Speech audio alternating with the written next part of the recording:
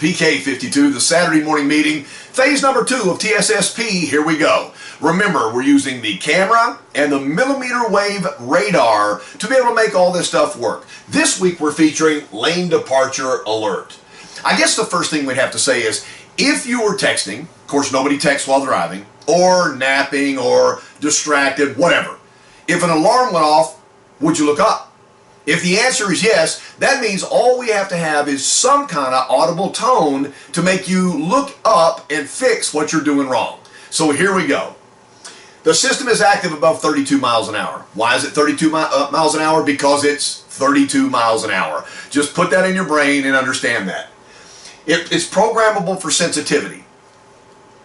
The override, and I love the override, it's looking for the white or yellow lines. If you go over the yellow lines, it's going to beep at you.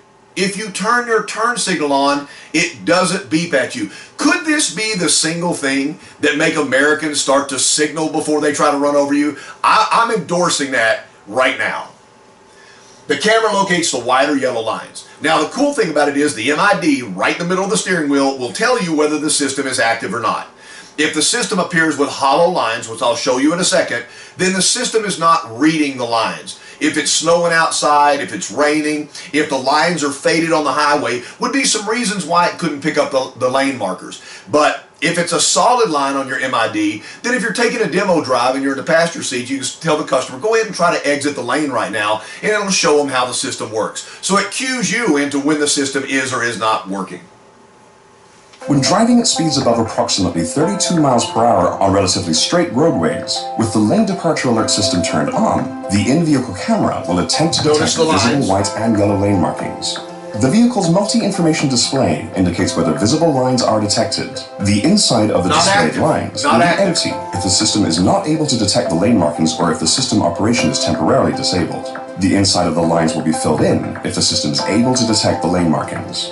With visible white or yellow lane markings detected, if the system determines that the vehicle might depart or the vehicle actually deviates from its lane, a warning is displayed on the multi-information display and a warning buzzer sounds to alert the driver. So, how did we test this without spending millions? What if it didn't work? So we went back to Europe, and this is the model. Remember, all we need is some kind of noise to alert you that you've changed lanes. Test number 1.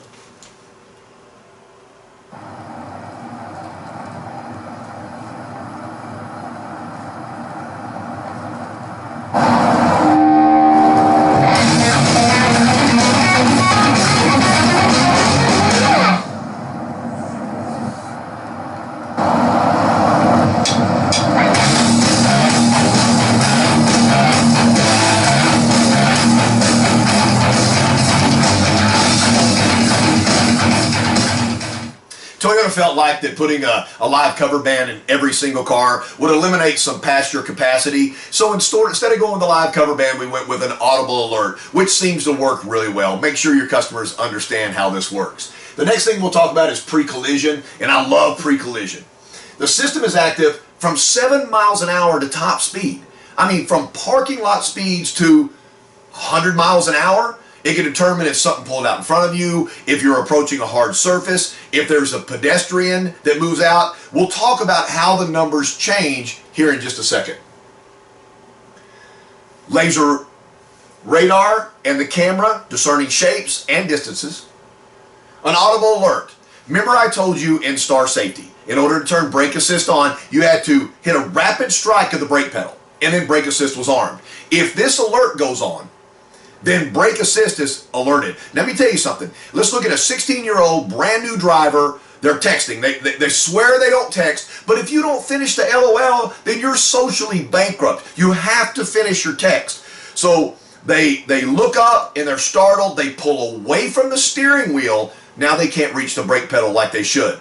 Remember, if they touch the brake pedal, it's 100% brakes, 100% ABS. Somebody said, well, what if you don't want 100% ABS? And I said, there's something in front of your child. Let's get it at 100%. It makes them a better driver. This is exactly how I want this vehicle equipped my child's first 16-year-old venture by themselves.